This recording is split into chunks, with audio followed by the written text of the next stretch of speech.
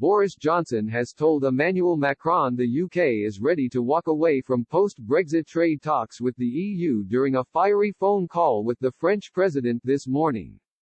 The Prime Minister has warned Mr. Macron the UK is prepared to leave the EU without a comprehensive free trade deal and on Australian-style terms if a breakthrough could not be found. During the exchange, Mr. Johnson insisted his preference would be to leave with an agreement but emphasized progress needed to be made in problem areas, such as fishing and the so-called level playing field, ahead of a crucial EU summit next week. A Number 10 spokesman said, the Prime Minister set out the latest state of play in negotiations on the future relationship between the UK and the EU.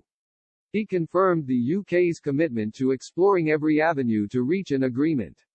He underlined that a deal was better for both sides, but also that the UK was prepared to end the transition period on Australian-style terms if an agreement could not be found.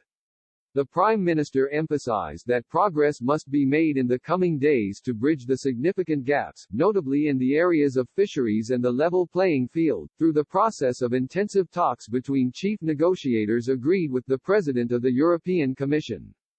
The leaders agreed to keep in touch on the issue. It has also emerged David Frost and Michel Barnier have agreed to pursue a series of mini-deals if the two sides fail to reach an overarching agreement next week.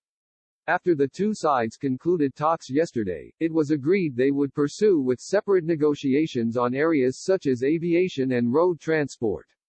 As talks head into the final week of formal negotiations, EU officials are also concerned over the issue of fisheries.